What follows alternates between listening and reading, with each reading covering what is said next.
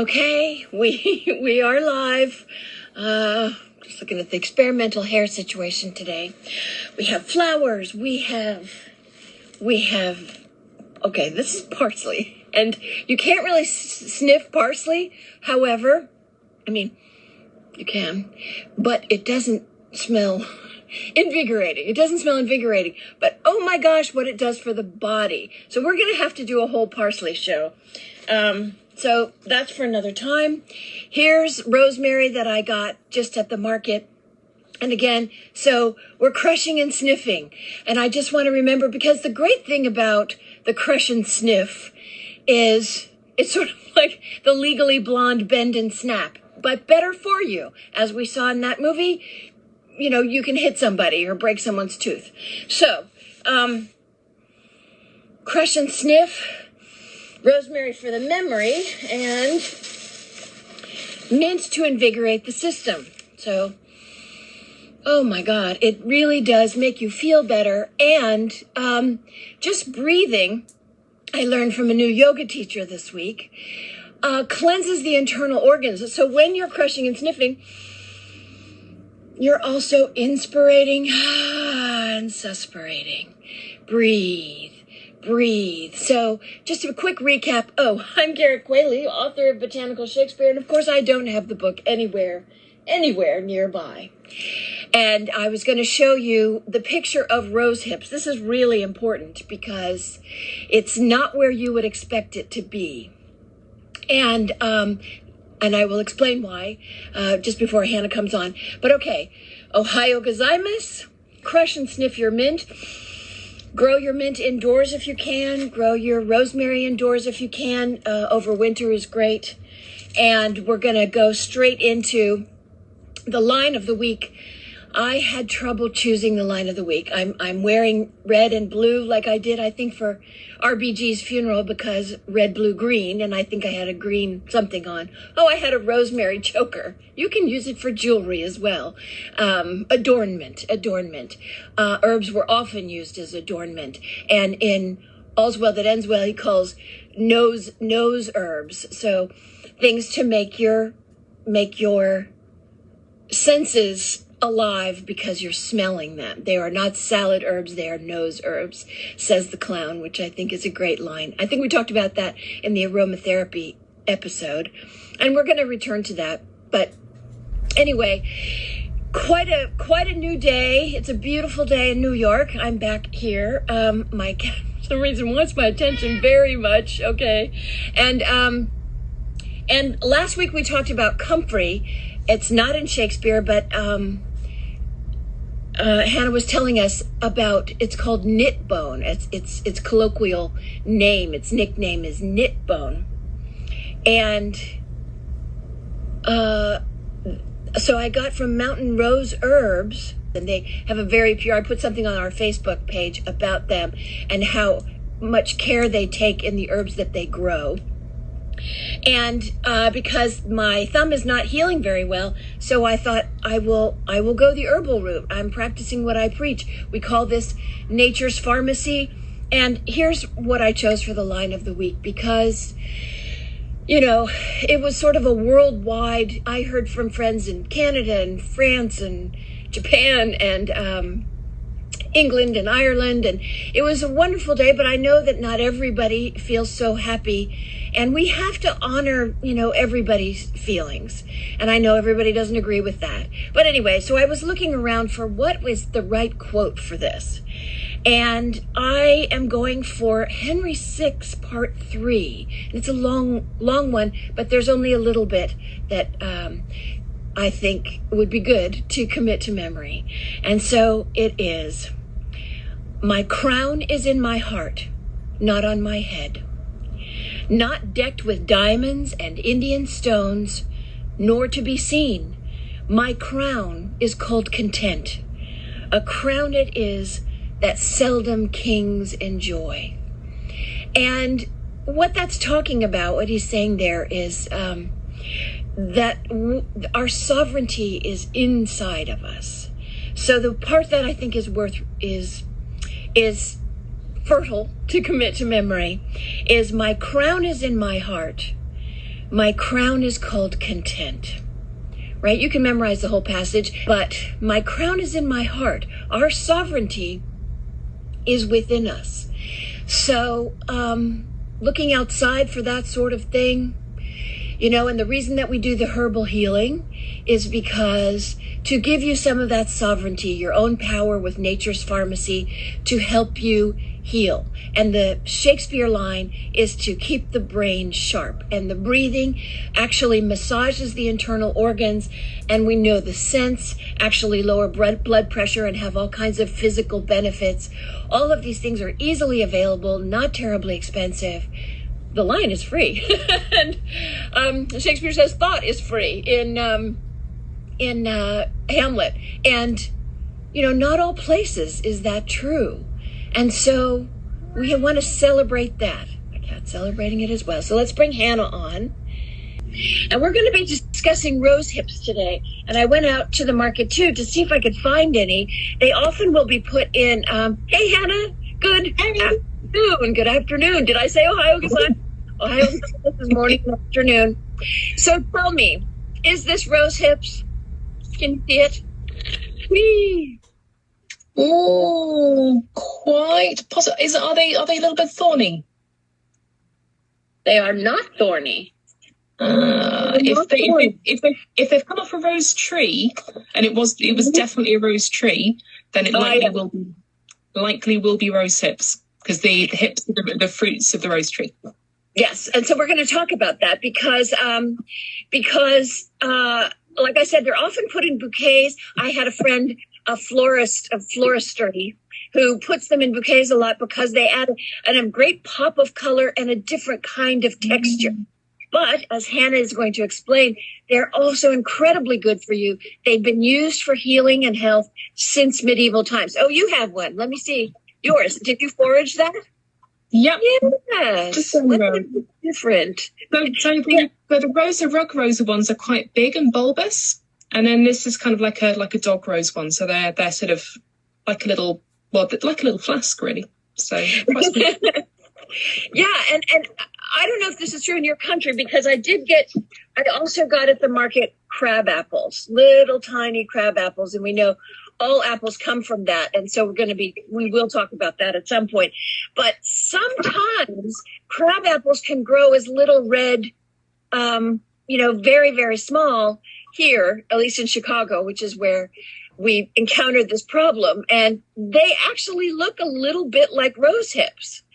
You can get them confused. So, that's where we need, know your plants very well. And I was thinking about that today.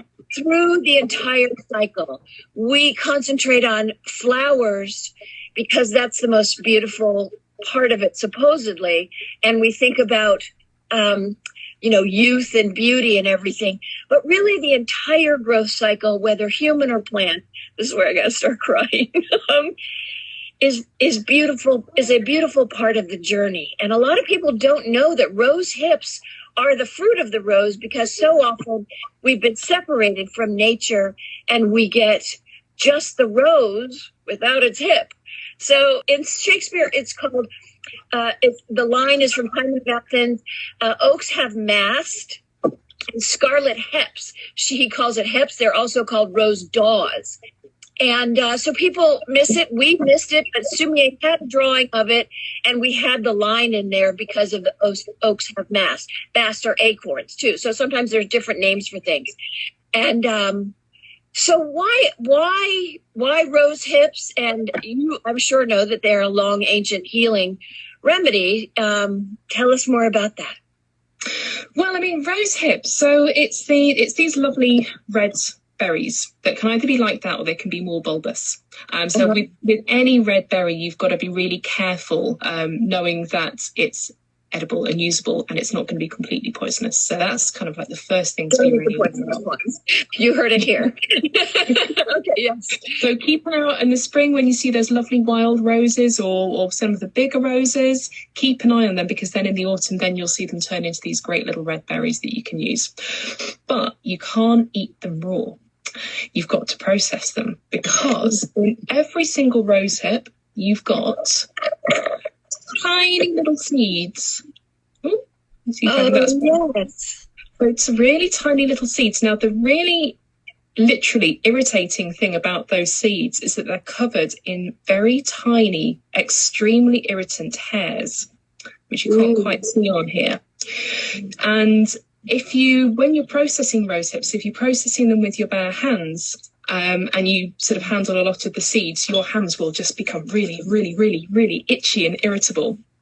Wow. And similarly, if you leave the hairs in something that you're processing, like a tea or a syrup, when you drink it, you'll be doing a really good impression of a cat with a furball in its throat. You'll be going, because they're really, really irritating. But it's quite easy to process them, and I'll come on to that in a bit. Okay. So first of all, should you be wearing gloves when you are processing the rose hips? Wear gloves. Yeah. Unless you really want to do an imitation of a cat with a fur ball. Okay. Method acting. Yeah, but I mean, in terms of its health benefits, like everything rose related, they're very cooling and they're drying and they're anti-inflammatory. So for the musculoskeletal system, rose hips have a really good anti-inflammatory action, and there's quite a lot of good research into them that tells us that they help to reduce pain and increase flexibility, particularly in cases of osteoarthritis, which is really great. And that's so prevalent. So many people suffer from that. And as we have now learned, inflammation in the body is sort of the root. Would you say the root, to use plant metaphors, of disease? Inflammation causes all sorts of problems. You need to keep a handle on inflammation, because it can have knock-on effects on all sorts of different body systems, for sure. Yeah. Okay, so we wear gloves. Also, if you have the seeds, you can plant a rose in winter. That's almost a Shakespeare quote, but not quite. This is when you plant them, especially like you said, dog roses. Yours is sort of from a dog rose, which is also known as briar rose, and that we have actually under briar in the book, because they're so thorny. They're really so thorny. And so you can plant them because the seeds are in there, but how are you processing them? Making tea, and you said jam like toast and jam like a sweet, or jam like a, no. Jam like like a syrup. Okay. Yeah. Still quite sticky, but yeah, kind of. So there's the reason why you take it internally is for mainly sort of two different reasons, really. So it can have a really cooling and soothing action on the digestive system. So if people get gastritis, that kind of thing, it can be really nice. But the main use is for the immune system, which is why it's really apt at this time of year. And the thing about these really great little lovely red berries is that they are packed full of vitamin C, full of vitamin C, and also vitamin A and vitamin B and vitamin K. So we use them for if you think you've got a bit of a cold coming on, if you think you've got a bit of a sore throat coming on, and you can also use it prophylactically against respiratory infection too. So that's mainly where it comes in. And linking in with that, after I've mentioned how to process it, I found an extract from the Times in 1941, relating back to how they were used in World War II here in the UK, which is interesting. So with the berries, you pick them in the autumn. So it's just sort of getting towards the end of picking season now, but there's still plenty out there. And what you need to do I saw them in Washington on a tree just last week, and that's why I thought of this. Yeah. It's perfect time for going out and looking for them. And you need to top and tail them. So you need to just slice off the top and bottom of them. And then ideally and carefully, because they're actually really hard. So when you're trying to slice through them, you do need to take care when you just slice them in half. I don't know how hard yours are, the ones they've got there. I'm dubious about these, but anyway. Okay. Right colour. So yes. That's a good sign. And then what you can do is you can get a knife and you can pick out all of the seeds with a knife. And also some of the hairs as well, and that's quite laborious, really. But you don't have to do that. What you can do is just top and tail, and just slice in half and put the whole lot in a pan of water. Then pour over about a litre of water-ish. Bring it to the boil and then simmer it for about 15-30 minutes until the water goes a really nice orange colour. Now, in my haste, I was late picking this afternoon, so I just put mine in some hot water, and they started to go a bit orangey. Yeah, a little pink. Yeah. But they kind of go like a really vibrant orange when you boil them, and they keep their vitamin C when you boil them as well, which is amazing. But then you've got the task of getting out the hairs. So what you need to do is buy some cheesecloth or some muslin cloth. Right. And if you double fold it and then strain it through, and then once you've strained it, get a new piece of double folded cheesecloth and do the same.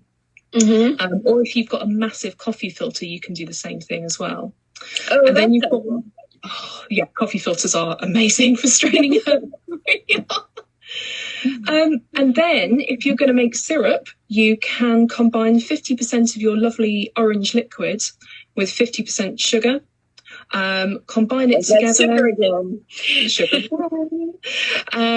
Melt it all down together until all the sugar's dissolved, and then pour it into nice sterile jars or bottles and label it. And there you've got your beautiful, literally handmade vitamin C tonic for the winter. Yeah, for the winter. And it sounds like a lot of work. And when we do, Nick does this whole thing with the pan. It makes it look very easy. You can listen to a podcast or watch TV while you're doing it. So I'll circle back to the line of the week, which is, my crown is in my heart. My crown is called content. So remember that the sovereignty lies in you.